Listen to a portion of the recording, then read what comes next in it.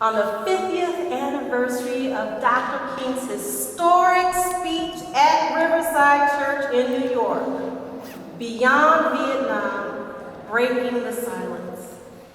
Public readings of the King's speech are being held all over the country today as we begin to commemorate Dr. King's last year.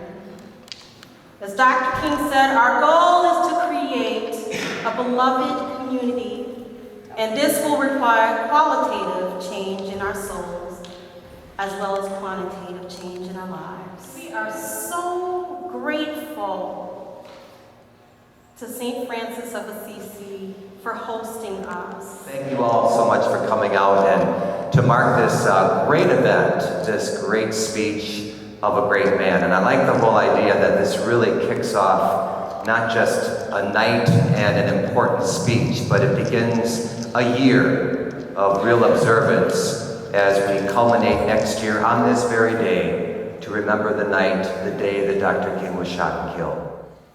There was real concern from some of his friends before he gave this speech as to whether or not he should make these connections, because they felt at that time, even with the Vietnam War raging as it was, that the anti-war movement and the civil rights movement should be separated because they didn't want to hurt the cause of the civil rights movement. His speech was followed by tremendous criticism, not only from the main media, 168 newspapers editorialized condemning him for this speech, but also he was criticized by people in the civil rights movement, by his own colleagues in the civil rights movement, and the black press criticized him. So after this incredibly historic speech, he faced great loneliness and deep depression for much of his final year. There were people that felt you should not mix issues and you should not criticize President Johnson, who was one of the great civil rights presidents. But he was still responsible for killing people in Vietnam by the thousands. And it was not something that Martin Luther King was going to turn away from. So tonight, we're going to listen to this speech, this historic speech. And we have 16 readers that will each do a few paragraphs, and it'll be followed at the end by a chance to have some reflections from you. Men do not easily assume the task of opposing the government's policy, especially in time of war. Moreover, when the issues at hand seem as perplexed as they often do in the case of this dreadful conflict, we are always on the verge of being mesmerized by uncertainty, but we must move on. Some of us who have already begun to break the silence of the night have found that the calling to speak is often a vocation of agony, but we must speak. We must speak with all the humility that is appropriate to our limited vision, but we must speak, and we must rejoice as well, for surely this is the first time in our nation's history that a significant number of its religious leaders have chosen to move beyond the prophesying of smooth patriotism to the high grounds of a firm dissent based upon the mandates of conscience and the reading of history. Perhaps a new spirit is rising among us, for we are deeply in need of a new way beyond the darkness that seems so close around us. Many persons have questioned me about the wisdom of my path. At the heart of their concerns, this query has often loomed large and loud. Why are you speaking about war, Dr. King? Why are you joining the voices of dissent? Peace and civil rights don't mix, they say. Aren't you hurting the cause of your people, they ask? In the light of such tragic misunderstandings, I deem it of signal importance to try to state clearly why I believe the path from Dexter Avenue Baptist Church leads clearly to this sanctuary tonight. I come to this platform tonight to make a passionate plea to my beloved nation. This speech is not addressed to Hanai or the National Liberation Front. It is not addressed to China or to Russia, but rather to my fellow Americans who with me bear the greatest responsibility in ending a conflict that has exacted a heavy price on both continents. There is at the outset a very obvious and almost facile connection between the war in Vietnam and the struggle I and others have been waging in America. A few years ago, there was a shining moment in that struggle. It seemed as if there was a real promise of hope for the poor, both black and white, through the poverty program. There were experiments, hopes, new beginnings. Then came the buildup in Vietnam, and I watched the program broken and eviscerated as if it were some idle political plaything of a society gone mad on war. So I was increasingly compelled to see the war as an enemy of the poor and to attack it as such. The war was doing far more than devastating the hopes of the poor at home. It was sending their sons and their brothers and their husbands to fight and to die in an extraordinarily high proportions relative to the rest of the population. We were taking the black young men who had been crippled by our society and sending them 8,000 miles away to guarantee liberties in Southeast Asia, which they had not found in Southwest Georgia and East Harlem.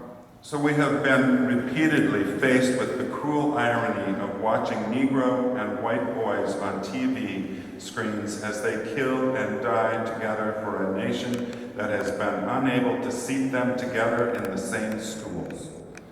So we watch them in brutal solidarity, burning the huts of a poor village, but we realize that they would never live on the same block in Detroit. I could not be silent in the face of such cruel manipulation of the poor. As I have walked among the desperate, rejected, and angry young men, I have told them that Molotov cocktails and rifles would not solve their problems. I have tried to offer them my deepest compassion while maintaining my conviction that social change comes most meaningfully through nonviolent action. But they asked, and rightly so, what about Vietnam? They asked if our own nation wasn't using massive doses of violence to solve its problems, to bring about the changes they wanted. Their questions hit home, and I knew that I could never again raise my voice against the violence of the oppressed in the ghettos without having first spoken clearly to the greatest purveyor of violence in the world today, my own governments. For the sake of those boys, for the sake of this government, for the sake of hundreds of thousands trembling under our violence, I cannot be silenced. This is a calling that takes me beyond national alliances. But even if it were not present, I would have to live with the meaning of my commitment to the ministry of Jesus Christ.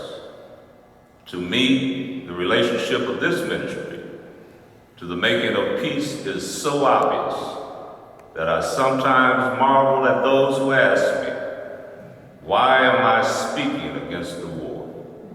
Could it be that they do not know the good news was meant for all men, for communists and capitalists, for their children and ours, for black, for white, for revolutionary and conservative? Have they forgotten that my ministry is in obedience to the one who loved his enemies so fully that he died for them? Beyond the calling of race or nation or creed is this vocation of sonship and brotherhood. And because I believe that the Father is deeply concerned, especially for his suffering, his helpless and outcast children, we are called to speak for the weak, for the voiceless, for the victims of our nation, for those it calls enemy. For no document from human hands can make these humans any less our brothers. I speak now not of the soldiers of each side, not of the junta in Saigon, but simply of the people who have been living under the curse of war for almost 3 continuous decades now.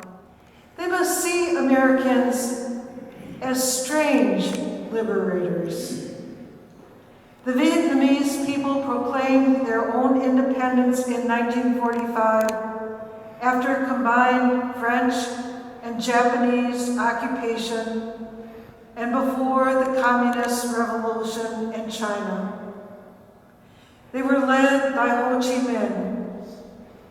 Even though they quoted the American Declaration of Independence in their own document of freedom, we refused to recognize them. Instead, we decided to support France in its reconquest of her former colony. With that tragic decision, we rejected a revolutionary government seeking self-determination.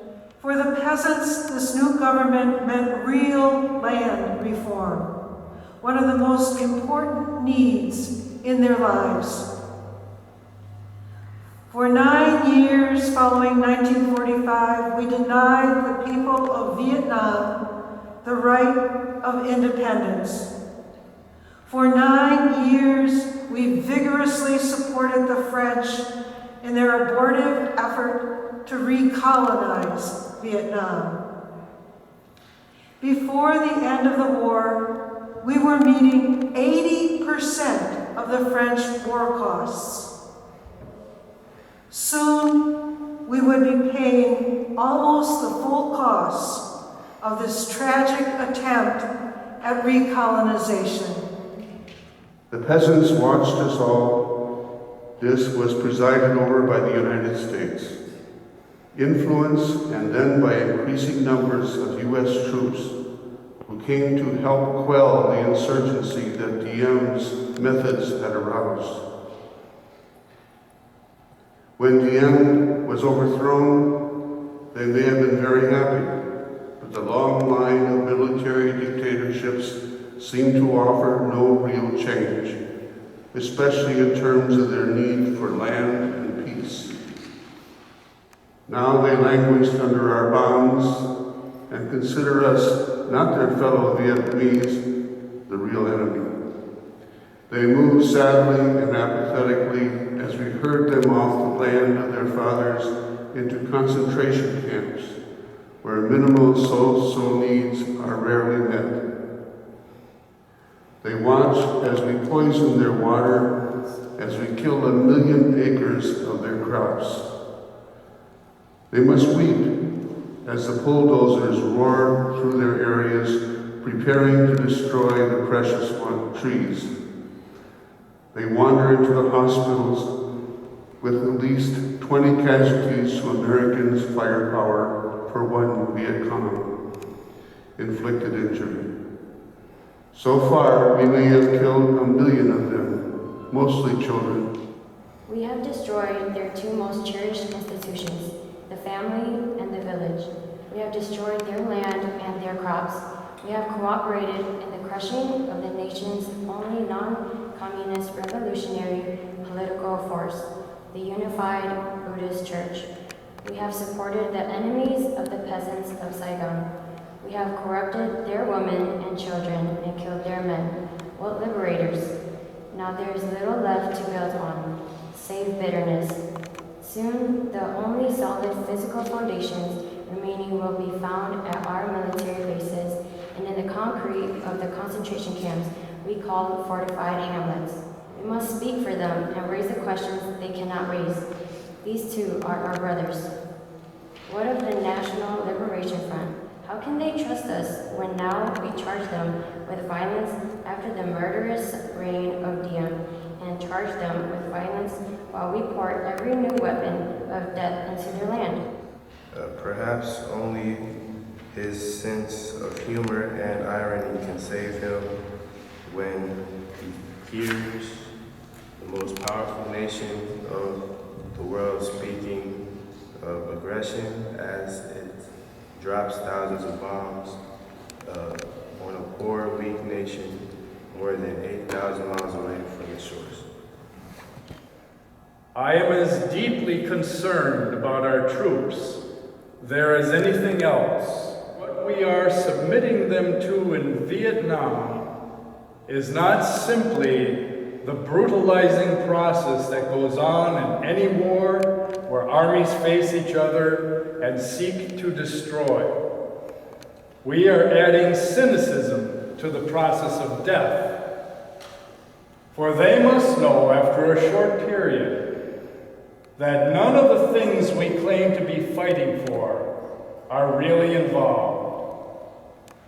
Before long, they must know that their government has sent them into a struggle among Vietnamese, and the more sophisticated surely realize that we are on the side of the wealthy and the secure while we create hell for the poor. This madness must cease. We must stop now. I speak as a child of God and brother to the suffering poor of Vietnam. I speak as an American to the leaders of my own nation. The great initiative in this war is ours. The initiative to stop it must be ours.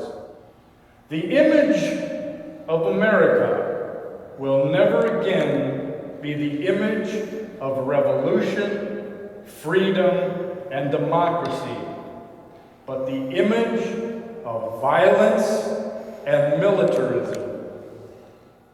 If we continue, there will be no doubt in my mind and in the mind of the world that we have no honorable intentions in Vietnam. Begin the long and difficult process of extricating ourselves from this nightmarish conflict. 1. End all bombing in North and South Vietnam. 2. Declare a unilateral ceasefire in the hope that such action will create the atmosphere for negotiation. 3. Take immediate steps to prevent other battlegrounds in Southeast Asia by curtailing our military buildup in Thailand and our interference in Laos. 4. Realistically accept the fact that the National Liberation Front has substantial support in South Vietnam and must thereby play a role in any meaningful negotiations and in any future Vietnam government. 5. Set a date that we will remove all foreign troops from Vietnam in accordance with the 1954 Geneva Agreement. Part of our ongoing commitment might well express itself in an effort to grant asylum to any Vietnamese who fears for his life under a new regime, which included the Liberation Front. Then we must make what reparations we can for the damage we have done. Moreover, I would encourage all ministers or draft aides to give up their ministerial exemptions and seek status as conscientious objectors. These are the times for real choices and not false ones. We at the moment when our lives must be placed in the line if our nation is to survive its own falling. Every man of humane conviction and decide on the protest, but we must all protest. The war in Vietnam is but a symptom of a far deeper malady within the American spirit. And if we ignore this sobering reality, we will be marching for these and a dozen other names and attending rallies without end unless there is a significant and profound change in American life and policy. Such thoughts take us beyond Vietnam, but not beyond our calling as sons of the living God. And the words of the late John F. Kennedy come back to haunt us. 5 years ago he said, "Those who make peaceful revolution impossible will make violent revolution inevitable." Increasingly by choice or by accident, this is the role of our nation has taken. The role of those who make peaceful revolution impossible by refusing to give up the privileges and the pleasures that come from the immense profits of overseas investments. I am convinced that if we are to get on the right side of the world revolution, we as a nation must undergo a radical revolution of values. When machines and computers, profit motives and property rights are considered more important than people, the giant triplets of racism, materialism, and militarism are incapable of being conquered. True compassion is more than flinging a coin to a beggar. It is not haphazard and superficial. It comes to see that an edifice which produces beggars needs restructuring. A true revolution of values will soon look uneasily on the glaring contrast of poverty and wealth. With righteous indignation, it will look across the seas and see individual capitalists of the West investing huge sums of money in Asia, Africa, and South America, only to take the profits out with no concern for the social betterment of the countries, and say, this is not us. It will look at our alliance with the landed gentry of Latin America and say, this is not us. The Western arrogance of feeling that it has everything to teach others and nothing to learn from them is not just. A true revolution of values will lay hands on the world order and say of war, this way of settling differences is not just. This business of burning human beings with napalm, of filling our nation's homes with orphans and widows, of injecting poisonous drugs of hate into veins of people normally humane, of sending men home from dark and bloody battlefields, physically handicapped and psychologically deranged, cannot be reconciled with wisdom, justice, and love. A nation that continues year after year to spend more money on military defense than on programs of social uplift is approaching spiritual death. America, the richest and most powerful nation in the world, can well lead the way in this revolution of values. There is nothing except a tragic death wish to prevent us from reordering our priorities, so that pursuit of peace will take precedence over the pursuit of war. War is not the answer. Communism will never be defeated by the use of atomic bombs or nuclear weapons. We must, with positive action, seek to remove those conditions of poverty, insecurity, and injustice, which are the fertile soil in which the seeds of communism grow and develop. These are revolutionary times. All over the globe, men are revolting against old systems of exploitation and oppression. We in the West must support these revolutions. It is a sad fact that because of comfort, complacency, a morbid fear of communism, and our own proneness to adjust to injustice, the Western nations that initiated so much of the revolutionary spirit of the modern world have now become the arch anti-revolutionaries. Our only hope today lies in our ability to recapture the revolutionary spirit and to go out into a sometimes hostile world, declaring eternal hostility to poverty, to racism, and to militarism. With this powerful commitment, we shall boldly challenge the status quo and unjust mores, and thereby speed the day when every valley shall be exalted, and every mountain and hill shall be made low, and the crooked shall be made straight, and the rough places a plain. The genuine revolution of values means in the final analysis that our loyalties must become ecumenical rather than sectional. Every nation must now develop an overriding loyalty to mankind as a whole in order to preserve the best in their individual societies. If we love one another, God dwells in us and his love is perfected in us.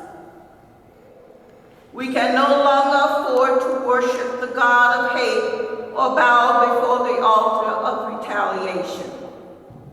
The oceans of history are made turbulent by the ever-rising tides of hate. History is cluttered with the wreckage of nations and individuals that pursued this self-defeating path of hate. Therefore, the first hope in our inventory must be the hope that love is going to have the last word. We are now faced with the fact that tomorrow is today. We are confronted with the fierce urgency of now. In this unfolding conundrum of life and history, there is such a thing as being too late. Procrastination is still the thief of time. Life often leaves us standing bare, naked, and dejected with lost opportunity. The tide in the affairs of men does not remain at the flood, it ebbs. We may cry out desperately for time to pause in her passage, but time is deaf to every plea and rushes on.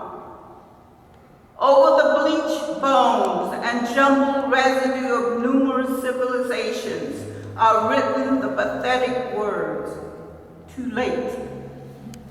There is an invisible book of life that faithfully records our vigilance or our neglect. The moving finger writes, and having written moves on. We still have a choice today. Nonviolent coexistence of violent co-annihilation.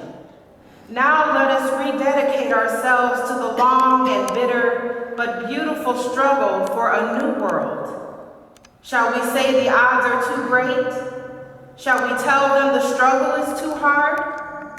Will our message be that the forces of American life militate against their arrival as full men and we send our deepest regrets? Or will there be another message of longing, of hope, of solidarity with their yearnings of commitment to their cause, whatever the cost? The choice is ours, and though we might prefer it otherwise, we must choose in this crucial moment of human history. As that noble bard of yesterday, James Russell Lowell, eloquently stated, once to every man and nation comes the moment to decide, in the strife of truth and falsehood for the good or evil side. Some great cause, God's new Messiah, offering each the bloom or blight. And the choice goes by forever twixt that darkness and that light. If we will but make the right choice, we will be able to speed up the day all over America and all over the world, when justice will roll down like waters and righteousness like a mighty stream. Dr. Joseph Ellwanger, a pastor in Birmingham, Alabama, at the time of King's work there, and a leader in the movement there and a leader in our movement here. You can't hear a message like this and not realize